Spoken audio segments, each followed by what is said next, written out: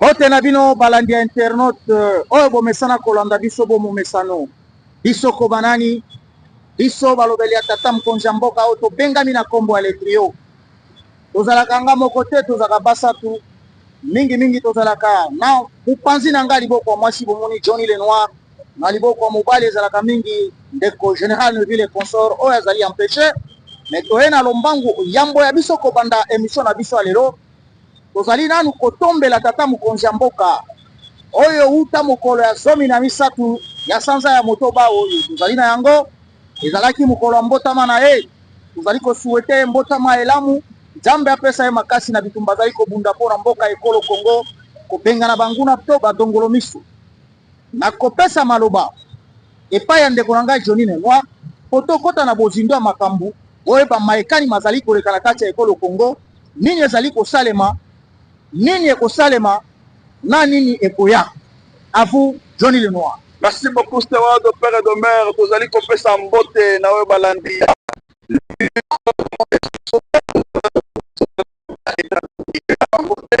mais kasi tozalaki na oyo ezali ba repos ba vacances parce que nous avons pris un peu de vacances pour la topema to sala reconstitution ya ndoto na biso bao basepelaka na biso le trio tozali kopesa mbote balandi nyonso ya le trio na niveau ya présidence de la république kopesa mbote pa ya Fabrice kopesa mbote pa ya James Katingu kopesa mbote pa ya Boni kopesa mbote pa ya Papa Chako Freddy Pindi kopesa mbote pa ya Papa Chako azali l'un des grands photographes ya mokonzi ya mboka Fatim Beton Aigle de père et de mère kopesa mbote na ezali mentor na biso Jules Alingete l'inspecteur général chef de service honoraire topesi ye mbote topesi mbote epai ya nouveau inspecteur général chef de service à la personne de Christophe tolingi tolobela bino oyo ezali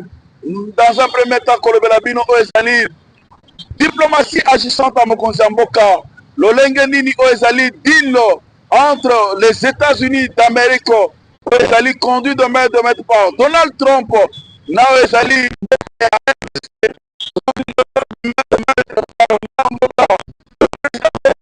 Fatim Beton Aigle de père et de mère mwana mama Kasalo oyo tozali kosaluer en passant kolobela bino que déjà au niveau ya département américain ba expert congolais ba expert ya gouvernement congolais ba expert ya gouvernement rwandais bazali déjà na niveau ya département américain bisika oyo bazali déjà koélaborer oyo ezali texte oyo ezali contrat oyo ezali accord oyo ekosigname na mikolo ezali koya na ba ministre des affaires étrangères et puis la dernière signature sera opposée par le président de la République démocratique du Congo Fatim Beton Aigle de père et de mère na oyo ezali aussi le président Paul Kagame oyo tango tozali kosala émission oyo azali kobela azali na ministre précisément na Allemagne à toi Dewar kolobela oyo ezali deal oyo ba manœuvre oyo Joseph Kabila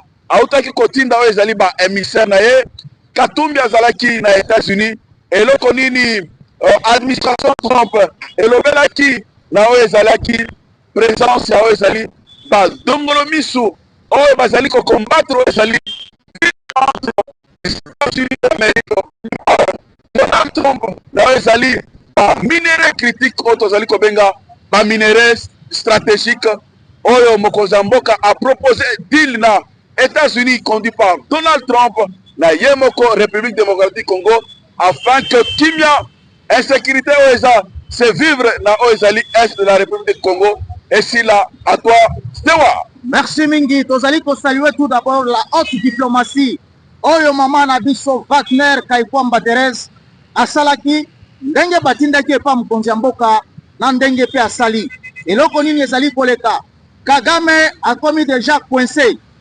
Kabila akamati atindi Moïse Nyarugabu atindi Ruberwa atindi Katumbi il fallait basala deal bakende kokutana na ba lobbying américain bayebisi bango tokoki kosolola na bino te tozali déjà na ba partenaire toza kosolola na bango direct c'est-à-dire ministre ya affaires étrangères na biso touti kobenga mama Wagner Kaikwamba Thérèse na kati ya dul ina pona nini bato bazalaki kozela ke mikolo to wana ekotiama le 15 ya sanza oyo tozali yango ya motoba mais ezali kokende mwa moke liboso pona nini les États-Unis alobi il n'y aura pas de signature tant que le Rwanda n'a pas encore retiré ses troupes na Bukavu pe na Goma. Na minute oyo ba rebelle rwandais babandi déjà kokite Goma mais baza kolongola bango ba tenue militaire bazo latisa bango ba tenue civile bazo matana biso soit disant lokola ba réfugiés rwandais pona soni devant le monde. Tozali awa Kabila a été roulé na 100 millions de dollars bakosaki ye bakoformer plus de 6000 soldats na Rumangabu. Tango akiti akomi kuna akoma na Rumangabu, c'est vrai bakanga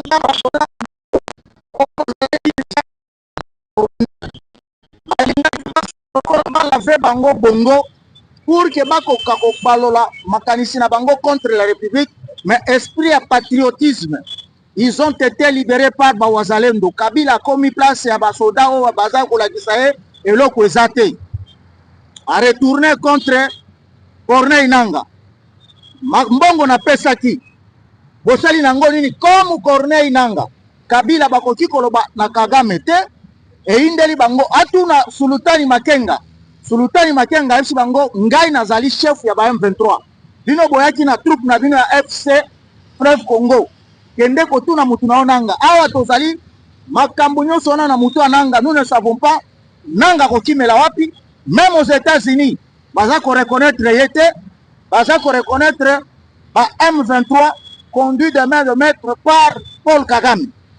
Na minute ndenge tozali koloba bazalaki na esprit bazwa Rumangabu bakende Walikale bazwa Uvira bazwa nzela bafungola nzela ya Tanganyika pe Manyema ebongo baya kokoma Kisangani. Mais a tozoyebisa bino monter en puissance ya FARDC ba poudroyer bango na ndenge moko kaka ndenge bozali komona makambo za koleka na Iran pe na Israël. Awa toza kobeta diplomatie na kati ya terrain kuna pe manduki bakolela babomi par Rwandais na ndenge ya kosakana te. Ce sont des images sur le plan international bakoki kolakisa yango te parce que na droit ya guerre babomaka batu te okamati obandi kolakisa ibembe na bango. Awa tozali koloba tata mokonzi ya mboka azali ko continuer na kosala musala na ya diplomatie. En même temps deal oyo tozali kozela ya infrastructure contre minere ezali pour une paix durable. Na yango bozali komona Kagame sachant que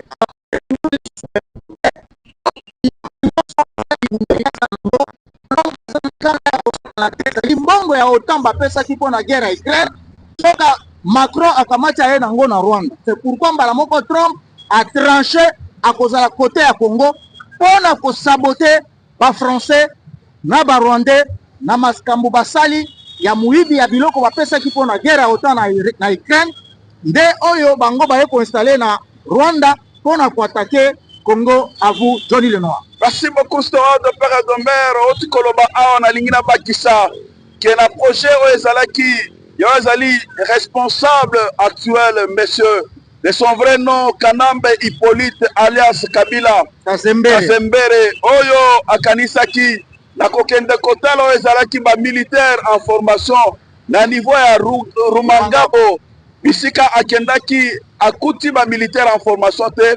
Mais kasi bamela qui est plus de 100 millions de dollars. Mais kasi na o ezalaki projet na bango ndenge uti koloba awa ezalaki ke ba foncer vers Walikale akende vers Uvira. Mais kasi to pesi mention spéciale et pas ya bana mboka ba FARDC bande konabiso ba Wazalendo o bazali ko monter en puissance ici sur la condition il y a M23, il y a AFC, il y a Nangaa na Kabila. Balingi ba avancer mekasi. Bazali ko rencontrer o ezali patriotisme. Ya bana mboka ya FARDC, patriotisme ya bana mboka ya Wazalendo o bazali ko sala musala kitoko. Balobi bakowa pona ekolo, bakowa pona o ezali mabele ya Congo ya République démocratique du Congo. kobakisa lisusu korapele de Konanga Stewart de père et de mère, qu'on fait sa mention spéciale à cette grande dame, cette héroïne de la diplomatie agissante à Mboka Nabiso, à la personne de Wartner Kayukwamba, oh lelo à la kisik mwana Mboka Congolais azali moto a mayele, o azali na diplomatie na kati ya bavene na ye, azali na diplomatie na makila na yo na ye lelo oyo liboso ya Nations Unies devant les partenaires internationaux azali komatisa bendele ya mboka ya RDC omonaki ndeko na ngai Stewart de père et de mère, président de la République akurumaki ye mpona koencourage na musala oyo azali kosala musala diplomatie avec intelligence, avec sagesse, avec héroïsme.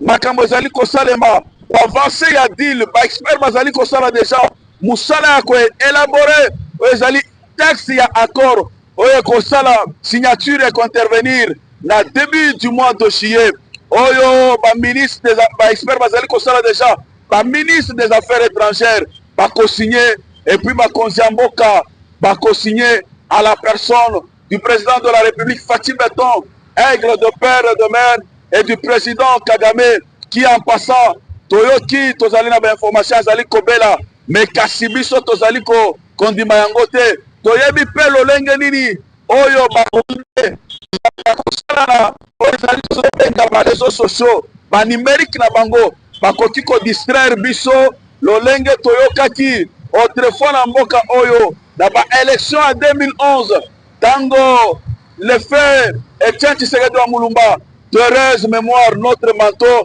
Tango a gagné qui ma élection en 2011, Kabila de son vrai nom, Kasembere, Kanambe, Aïbaki victoire, à un moment donné, Tango pression et Mataki, Namboka RDC, mais Kasiakendaki Kobombama, Tolingi Tolobate, Kagame a Koufi Lolenge, à réseaux sociaux, mais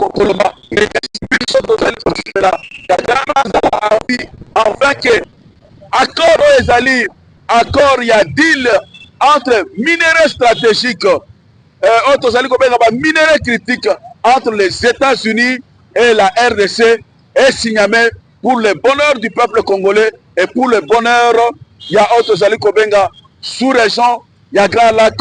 À toi Stewart. Merci beaucoup kaka ndenge bazaki koloba ke Kagame Kobela mena ba source na biso toyokaki déjà azalaki na Strasbourg ipaikani James Gabara kendaki na mutu na ye kona osunga ye mais toyoki déjà préparation ekomi kosalema la France la Belgique bakomi ko décider que Louis Mushikiwabo akoka ko remplacer et loko wana ba James Gabara balobi ekoleka te. Mais toyebi ya kama c'est-à-dire que ezali déjà guerre à succession parce que nous devons guerre à succession parce qu'en soi le président Kagame souffre d'un cancer au niveau il y a cerveau oyebi très bien que cancer ezali maladie oyo importaka mingi oyebi que il y a peu de temps notre grand joueur à la personne de Mutombo Dikembe azalaki pe na problème ya cancer.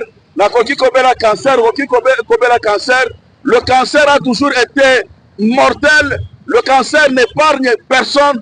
Il se pourrait que Kagame azali na cancer, azali na niveau, il y a ministre précisément la Allemagne, lelo est comme une des camps de Konanga Stewart, pour azali ko bunda pour la succession na niveau. C'est ba monique azali représentante ya francophonie Louis Mushikiwabo mérite mais clan ya Kagame oyo tobengi ba James Gabare bakunda batware batu nyonso wana balobi net mais guerre ya succession na toyebi ke ezali kaka makambo zo utepa ya Nzambe mpona moni déjà ke alingaki mpena bakisa mwa mokende Konanga Stewart de père et de mère na ntango tozali koloba guerre ya succession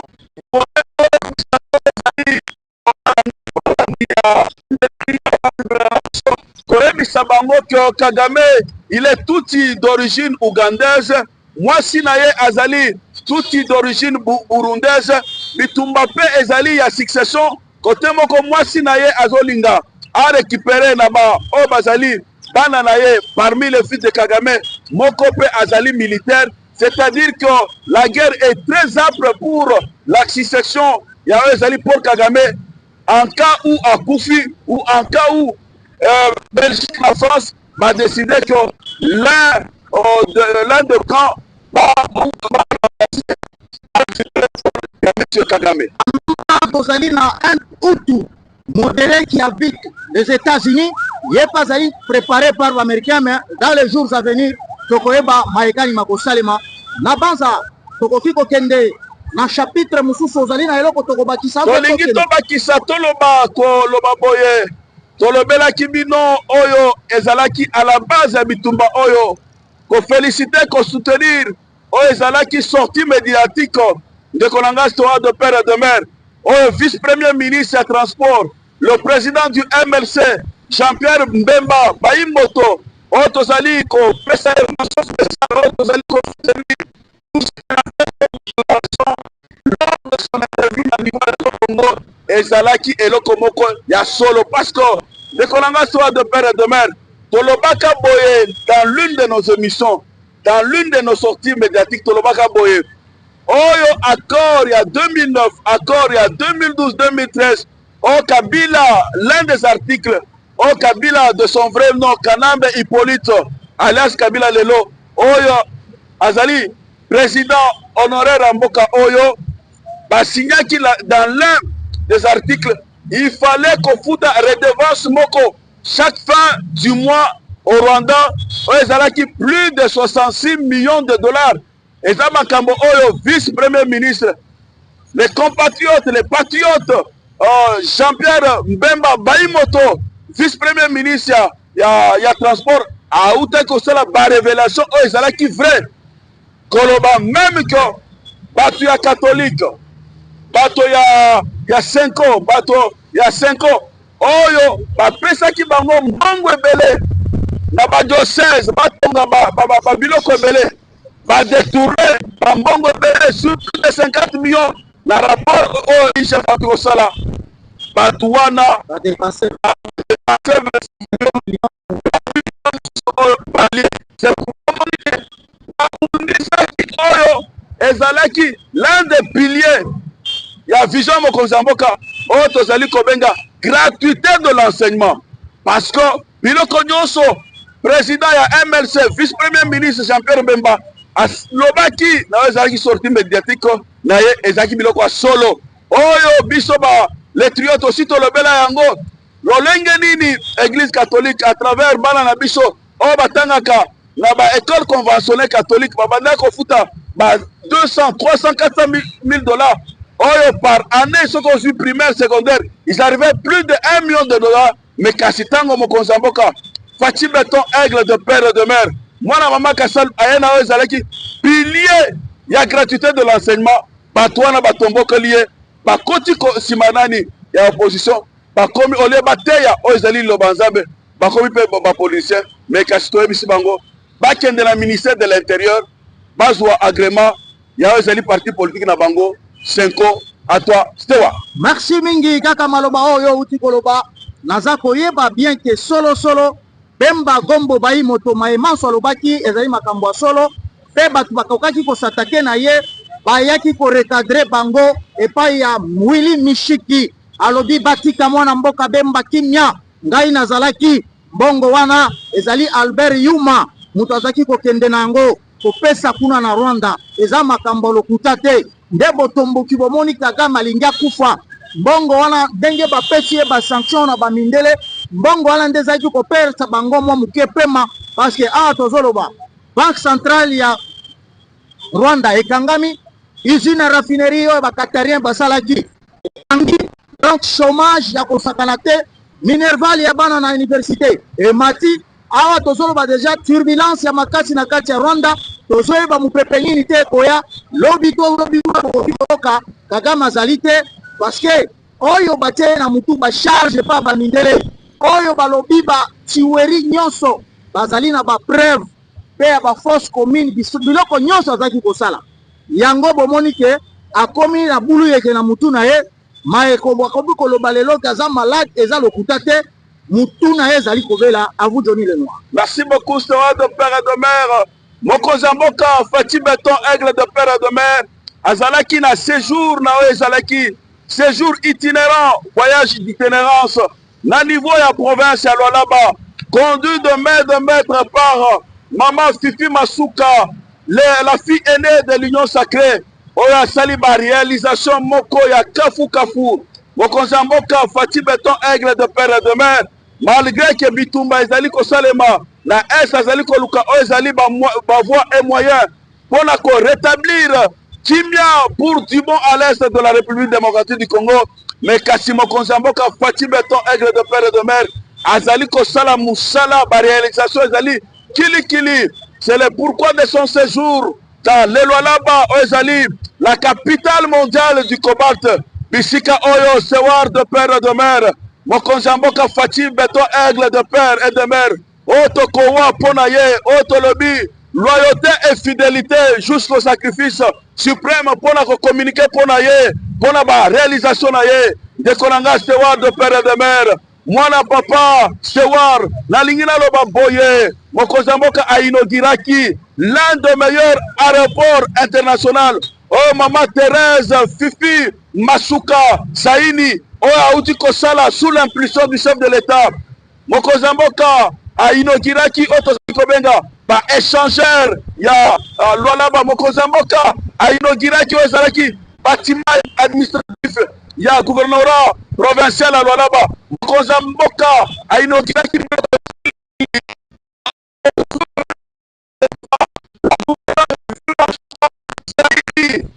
a commis ici Lualaba et commis le corps un petit Dubaï. Tolobaki na 2025 tango tokendaki na Lualaba, tango tomonaki biso moko tosalaki ronde ya Lualaba, tolekaki na Mwangeshi, tokendaki bisika oyo Mama Fifi Masuka, Maman Thérèse, la fille aînée de l'Union Sacrée, lolenga banda kosala autoroute ya Wiband. Lelo oyo Maman Fifi Masuka a commis référence, une modèle na ba gouverneur. Toko senga ba gouverneur nyosa ba province mosusu balanda oezali lokolo ya Maman Fifi Masuka. Mention spéciale pa yo oya loba mwasi akoki kotonga mboka te, mais kasi tolobi mwasi pe akoki kotonga mboka. Mention spéciale Maman Fifi Masuka, la gouverneur, la fille aînée de l'Union Sacrée. Topesi yo ba bisou parce que vous avez fierté pour la maman na biso. Merci mingi ndeko na ngai Johnny Lenoir kaka ndenge uti koloba ezalaki na 12e forum ya ba gouverneur oyebi eke na bosangani na bango ndenge inauguré biloko biso oyo uti kotanga awa ba échangeur ba aéroport biloko kilikili a inauguré ki pe salle ya conférence pamba te pona nini réunion oyo esalemaki na Lualaba parce que tata mokonzi ya mboka alobaka boye à chaque fois ekobanda kozala na ngonga moko ba gouverneur nyonso il faut ba rendre rapport ya ndelo lenge kani ba kokamba ba province na bango ba o ba kozala incompétent il faut batika ba o ba kozala compétent il faut ba continuer na yango tozali koyebisa oyo azali gouverneur ya ville ya Kinshasa Daniel Bumba ala mukana pongi ata la biloko ya moni kuna akoka pe kolamuka lombangu na pongi bakoka koarranger ville province ya Kinshasa tokomi na période ya elanga bakokosa lisusu eloko moko teke o mbula za ko empêcher à attaquer parce que to yebi ka uta zali wana aza déjà na misolo sa pesier wana ko ko réalité file Kinshasa na lombangu à vous Johnny Lenoir. Tolobi boye Daniel Bumba, gouverneur de province à Kinshasa. Soutien total parce que Zamwana IDPS, ministre de Finances à Tcheba Moyen, plus de 480 millions de dollars pour la réhabilitation ya Banzela, il y a 10 provinces à Kinshasa.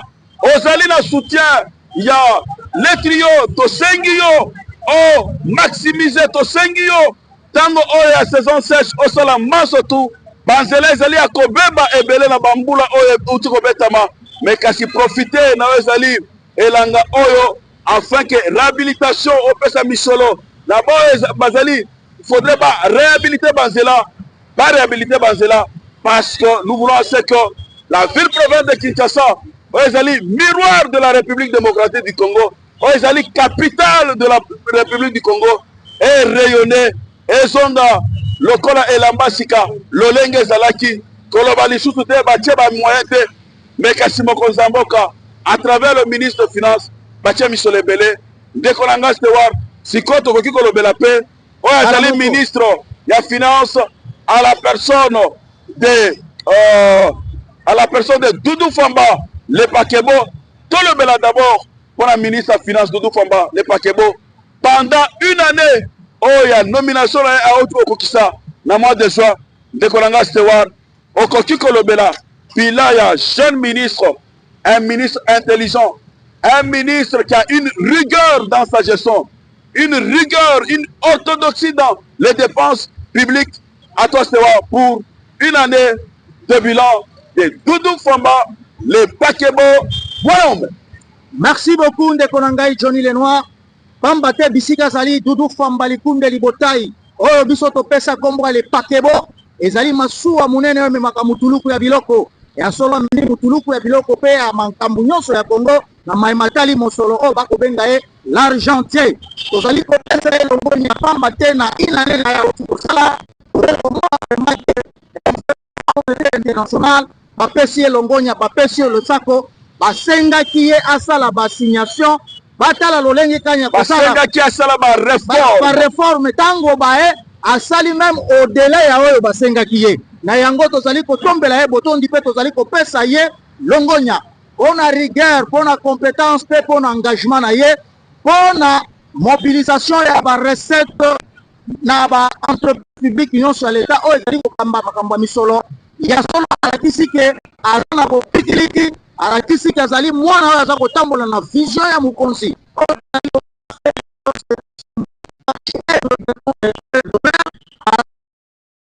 eloyo batu ya FMI batindaki batu baye komene banquete batali ke ya solo bapesi ye confiance pe bapesi biso mosolo mosusu ebele po bamoni orthodoxie oyo aza kokumbela nango misala. C'est-à-dire, le Congo maintenant commence à prendre sa place par rapport à Nikolo Meuta qui koleka. Na yango tozali kotombela ye botondi ya liboso. Botala utaya zwa kingwende na ye. Soki boyoki lelo ba futi ba mapinga na biso, ba matiseli bango salaire ba doublé, ezali mwana mboka Doudou Famba. Soki bomoni ba prime, ezali mwana mboka Doudou Famba. Lelo yo carburant, tozala makambo carburant te, lelo yo maximisation ya ba recette toza isusu na makambo ya inflammation na prix te, c'est-à-dire monnaie na biso na dollar ezali stable à cause ya mwana mobali oyo la maîtriser macroéconomique à la personne de Doudou Famba likunde libotai. Johnny Lenoir na moni ongo bakisa eloko moke. Merci beaucoup Stewart de Père de Mer kopesa mention spéciale musala kitoko oyo mwana mboka Doudou Famba le Pakebo mwana uma sali olobeli awa stabilité sur le cadre macroéconomique. Les taux de change est stable. Kofutamaya, fonctionnaire de l'État au plus tard le 28 de chaque mois. En dehors de cela, rigueur dans les dépenses publiques. À côté ici, la réforme est belée. Dernièrement, à Kendaki, pour la ratification, il y a plus de 7 projets d'ordonnance à ratification. Na niveau, il y a Assemblée nationale. Na niveau, il y a Sénat, Bisika Oyo. Ba député, ba sénateur, ba sepelaki na ezali lolenga zali ko salela musala na ye. Doudou Famba le Pakebo à côté ici ba réforme ebele na ba régie financière par exemple, na niveau ya DGI o ezali conduit de main de maître par le pasteur, le miracle fiscal à la personne de Barnabé Mwakadi à côté ici auto zali ko benga la facture normalisée. Doudou Famba le Pakebo lelo oyo en tant que ministre de Finances apesi mbongo pona réhabilitation ya tozali kobenga minière de Bakwanga Miba. Doudou Famba a débloqué les sous mbongo pona construction suite à construction ya chute ya Katendele nyonso ezali kosalema sous l'impulsion du chef de l'État Fatih Béton Aigle de Père et de Mère mwana mama Kasalou oyo tozali ko saluer en passant. Doudou Famba le Pakebo a débloqué pour la province, dite province ya Kinshasa, Bamisolo, plus de 480 millions de dollars afin que Banzela Nyoso ait la réhabilité. Dernièrement, a Outiko débloqué plus de 81 millions de dollars à Pessi, gouverneur de la province de Kinshasa, afin que Banzela ya Lemba, Banzela ya Limete, Banzela ya Matete ait la réhabilité. C'est pourquoi Tosengi, gouverneur de la province à Kinshasa, à la personne de son excellence Daniel Bumba, a maximisé, a profité tant de la saison sèche afin que Banzela ait la réhabilité.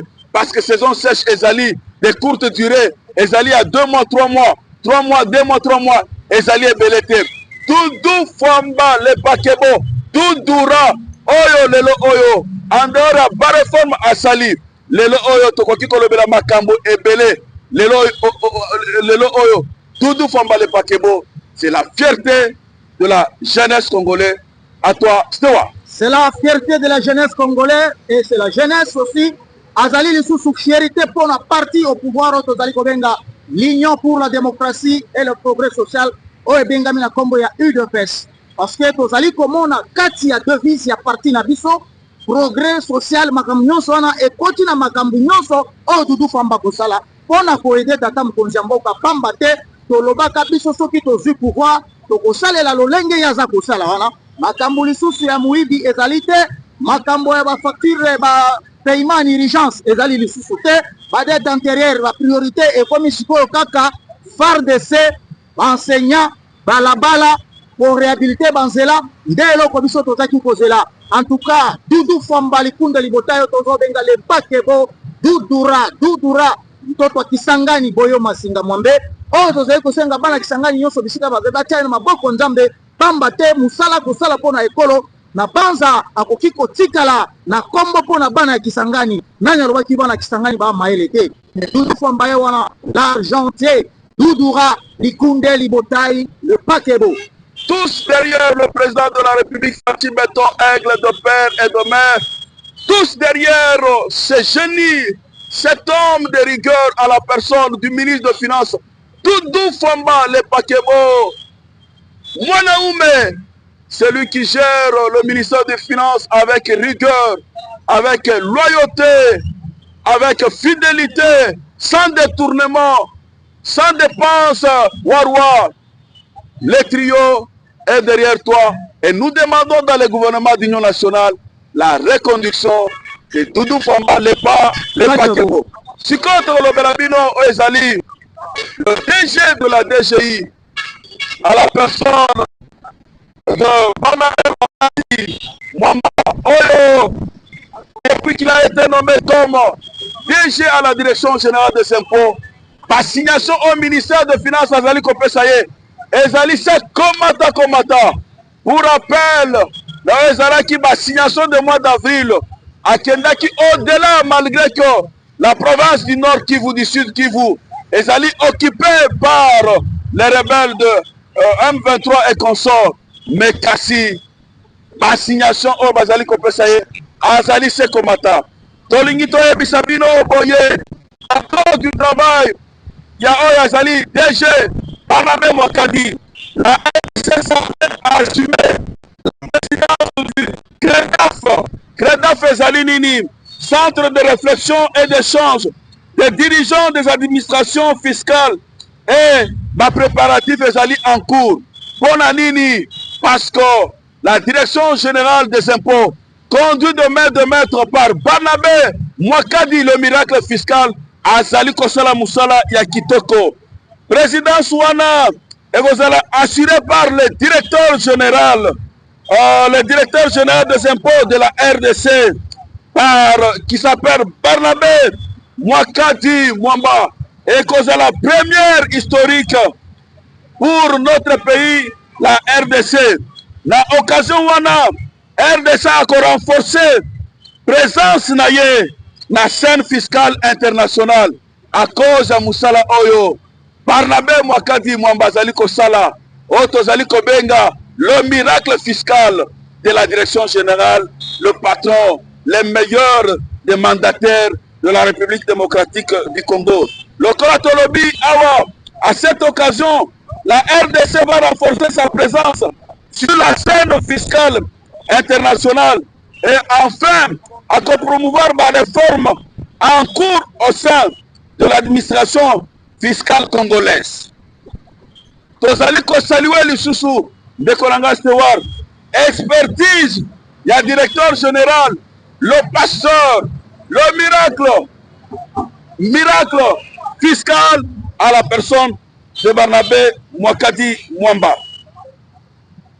Makambo nyonso oyo Barnabé Mwakadi Mwamba de Kolanga Stewar azali ko sala par réalisation au-delà des assignations. Azali kosala yango na kombo na été, mais azali kosala yango sous l'impulsion du chef de l'État, Fatih Beton, aigle de père et de mère. Kobakisa lisusu après ba trophée oyo auti kozwa na niveau ya Canada, bisika oyo il a été nominé l'un des meilleurs gestionnaires de l'administration fiscale en Afrique. Lelo oyo azali kozwa présidence ya ezali groupe de réflexion, ya pas administration, ya ezali administration fiscale en Afrique. Après avoir présenté des réformes, là ezalaki rencontre ya Brazzaville à toi Sewa. Merci mingi parce que tozali ko saluer mwana mboka oyo babengi Barnabé Mwakadi Mwamba ushale bwamba la chabo bantu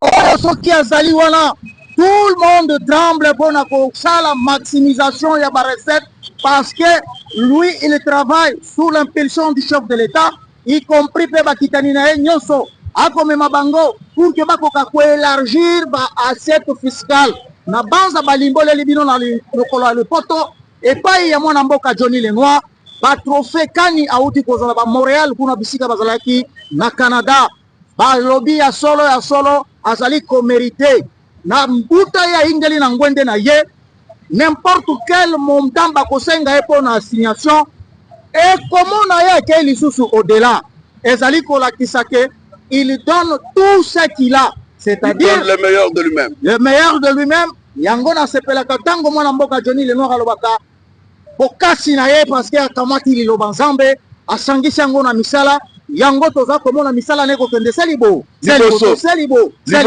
alobi ke kofuta mpaku ezali droit ya mutu nyonso quand bien même bouti komona musala bautaki kosala ya découverte ya plus de 12 000 entreprises, plus de 9 000 entreprises oyo bazalaki ko se présenter te lokola ba opérateur économique mais na ba banque ba compte Congo ezalaki fonctionner mais mwana mboka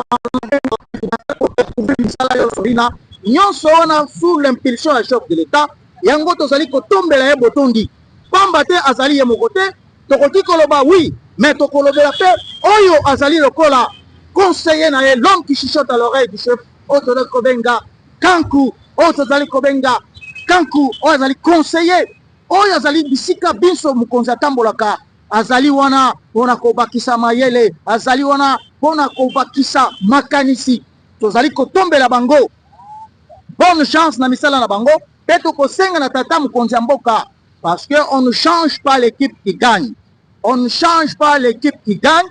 Toza komona gouvernement oyo ekoya union nationale bakoka kosala ye bareconduire ye parce que misala na ye eboti mbuma ti tomoni IGF akei oyo tozali kosaluer en passant Jules Alinge Tenkei otikali koyoka mokolo moko te oyo babengisi Barnabé akende kose justifier mais par contre tomoni basali musala nyonso kitoko ti ndenge tokomi bisika tozali awa mais azali mutu oyo tozali kosenga na tata mokonzi ya mboka parce que kombo na ye ekotikala na Panthéon wuta DGI bandi DGI depuis notre accession à l'indépendance musala ya lolenge asali na batire bonso ba DG ba l'État mutu moko te akokisa ngo lokuta mabe nalingi na bakisa steward de père et de mère koloba boye le directeur général, le meilleur de mandataire, le DG Barnabé Mwakadi Mwamba, restera dans les panthéons, dans les annales de la direction générale,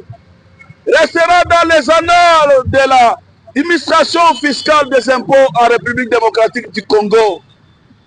Depuis 1960, la DGI n'a jamais eu un tel directeur général. Félicitations à les directeur de cabinet, la direction générale. Félicitations à l'assistant à l'Union générale.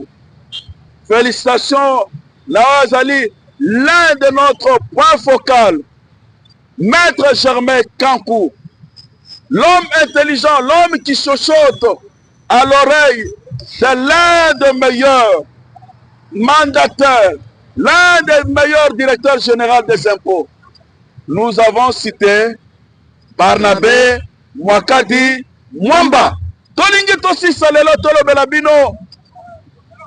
Union pour la démocratie sociale, l'UDPS, conduit de main de maître par des voyants visionnaires. Nous avons cité le secrétaire général, Augustin Kabouya, président par intérim, honorable député, honorable sénateur, Boutaki Koyoka, nous nous inclinons au Ezalaki Liwa, Yandegola Biso, Wapanda, Oyabanda Koloba. La vérité c'est que, avant d'aborder Ezali Sichewana, parce que c'est l'un de nous, Azali combattant et une dépêche. Nous allons garder une minute de silence à son mémoire pour ce grand combattant, Oyasi Kombaki. Une minute de silence.